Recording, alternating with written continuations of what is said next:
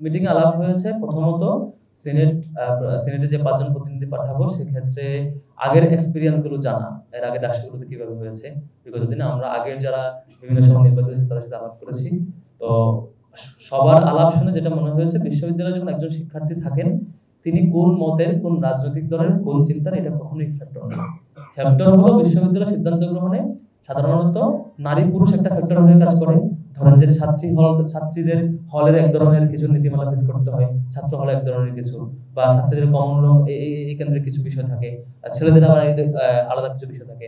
এখানে এই ছাত্র বা ছাত্রী এটা একটা বড় ইস্যু। আরেকটা ইস্যু হচ্ছে আবাসিক অনাবাসিক। অর্ধেকের মতো শিক্ষার্থী যারা অনাবাসিক, যারা বাইরে থাকেন এবং হচ্ছে বাসে করে আসেন, এরা হল সংসদের ফ্যাসিলিটিসটাও পায় না। এবং মানে বলা চলে শুধুমাত্র ওরা বাসে আসা যাওয়া করে নিটাই, আর হলে যারা আবাসিক থাকে তারা হলের একটা হল সংসদের ফ্যাসিলিটি পায় কথা বলা। তো এই বিষয়গুলো আমরা বিবেচনায় রেখে আবার যেহেতু 5 জনের একটা লিমিটেশন আছে, 5 জন সংখ্যক প্রতিনিধি আমরা পাঠাতে পারবো, সেখানে টপ 3 অটো থাকছেন বিপিজিএস এজিএস, তাহলে আমার সিলেকশন করার 2 জন মাত্র অপশন। সেটা আমরা কিভাবে করতে পারি? তো সেখানে আমরা আলাপে যেটা আসছে বা একমত হয়েছে সেটি হচ্ছে, যেহেতু সেক্রেটারিয়েট বডি আছে অর্ধেক, বাকি অর্ধেক হলো জেনারেল মেম্বার, তাহলে আমরা জেনারেল মেম্বার থেকে একজন নিব, সেক্রেটারিয়েট বডি থেকে একজন নিব, এভাবে সিদ্ধান্ত আলাপ করেছি। এবং সিদ্ধান্ত হয়েছে জেনারেল মেম্বার যেহেতু সবাই জেনারেল মেম্বার, এখানে কম্পারিজন করা কঠিন, তো যিনি বেশি ভোট পেয়েছেন সবচাইতে বেশি সর্বাধিক তাকেই আমরা সিনেটে প্রতিনিধি হিসেবে পাঠাচ্ছি, তিনি হচ্ছে সালিকুন নাথ তামান্না।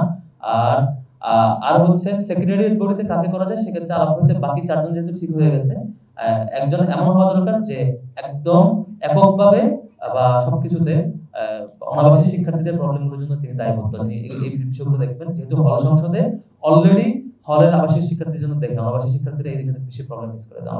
আমরা সকল অনাবাসিক শিক্ষার্থী বাস কমিটি তাদের সাথে বসে ওনাদের প্রত্যাশার জায়গা এটা ছিল যে সব জায়গায় তাদের প্রতিনিধি থাকবে।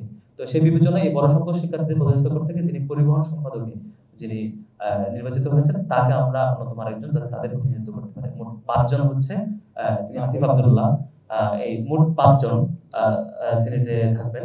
বিপিজিএস এজিএস আর হচ্ছে পরিবহনে যিনি নির্বাচিত হয়েছেন আসিফ আব্দুল্লাহ, জেনারেল মেম্বার যিনি সর্বোচ্চ ভোট পেয়েছেন সালিকুন নাথ তামান্না, এই 5 জন হচ্ছে সিনেটে। আমি আশা করি সাংবাদিক বন্ধুদের ক্লিয়ার করতে পেরেছি। এর মধ্য দিয়ে আজকে আমাদের সংক্ষিপ্ত ব্রিফিং শেষ করছি। সবাইকে শুভেচ্ছা এবং সালাম। আসসালামু আলাইকুম ওয়া রাহমাতুল্লাহ।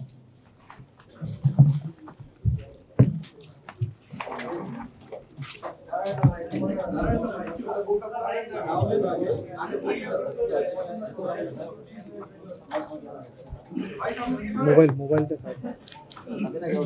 ফাদ ভাই কারিটা